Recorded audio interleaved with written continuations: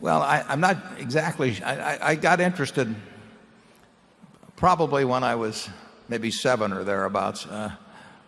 I wasted my time before that. It's a little like W.C. Fields.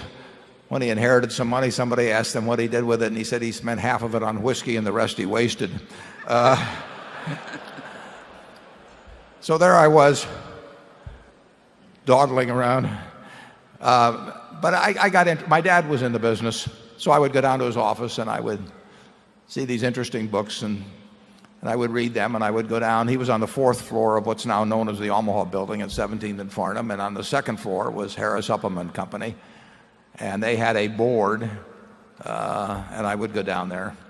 The market was open on Saturdays in those days, so I could, for 2 hours, so I could go down on Saturday, and I saw all these interesting things going across the tape, and I just read a lot. I probably took every book in the Omaha Public Library, and every book they had on investing or the stock market, basically. I was very interested in the New York Stock Exchange. I thought maybe I'd want to become a specialist when I grew up, and maybe I still will.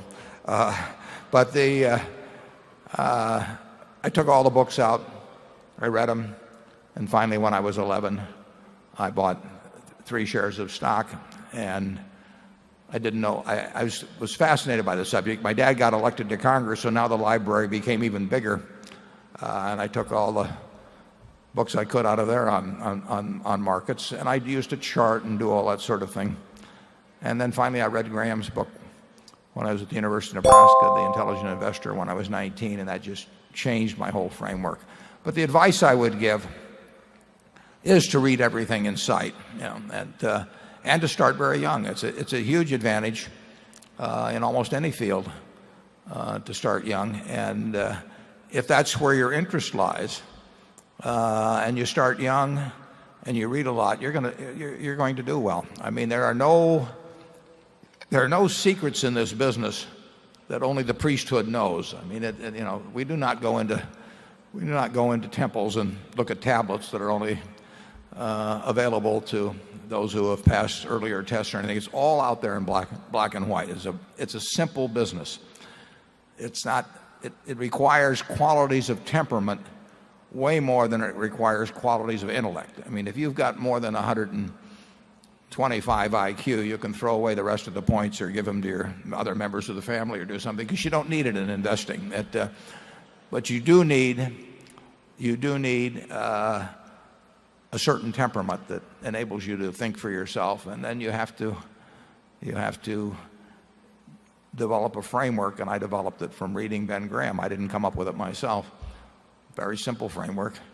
And then you have to look for opportunities that fit within that framework as you go through life, and you can't do something every day. You can learn every day, but you can't act every day. And I talked about reading the annual reports of Anheuser-Busch for 25 years, but I'd read the reports of Coca-Cola and Gillette and all kinds of companies long before we invested in them. And if you enjoy the game, you'll find that like playing bridge or playing baseball or whatever. And if you don't enjoy it, you probably won't do well on it. But I would advise you to start early, read everything in sight, look for the successful framework that's been successful for people. And there's nothing like Graham's, in my view. And you'll have a lot of fun, and you'll probably make a lot of money. Charlie?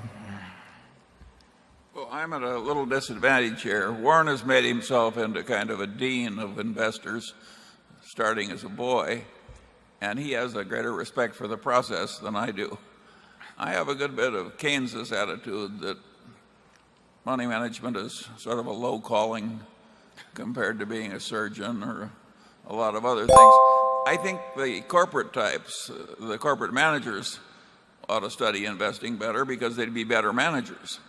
And I think that everyone who thinks about through the investment process learns more about how the world really works. And I think that's very worth having. But I do not like as big a percentage of GDP as we now have going to money management and its attendant frictions. And I don't like the percentage of the nation's brain power that is now in all of these different forms of highly compensated money management.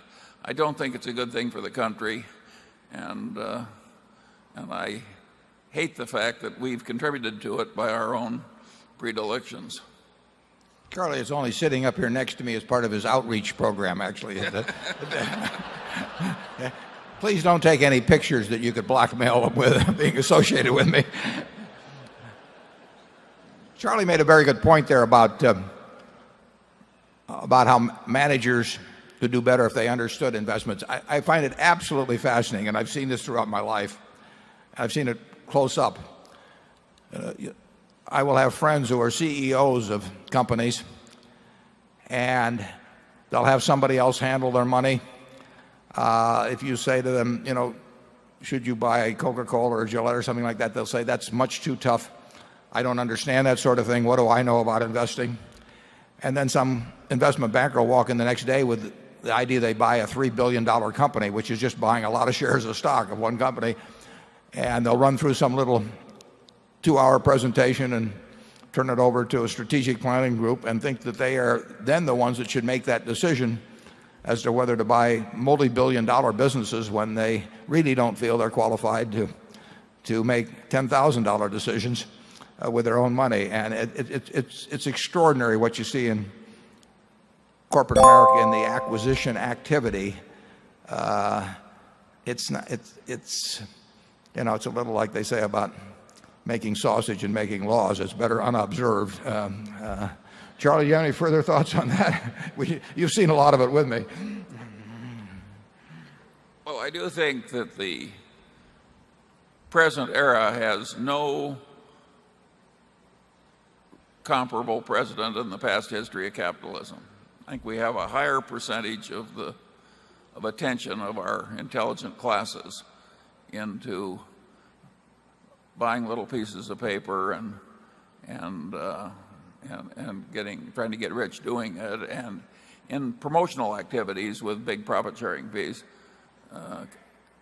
I can recall no past era which had a similar concentration of this type of activity. Can you, Warren? No, but I think you would say probably too that when we've seen sort of baby versions of this, something subsequently happened that oh yes, if you want to talk about what are the future implications, a lot that I see now kind of reminds me of Sodom and Gomorrah. And we weren't there, incidentally. I mean, no, but there's a published account. And I think when you get as much sort of regrettable activity going on and sort of feeding on itself in frenzies of envy and imitation, that it has happened in the past that there came bad consequences. On that cheery note, we'll move to number 5.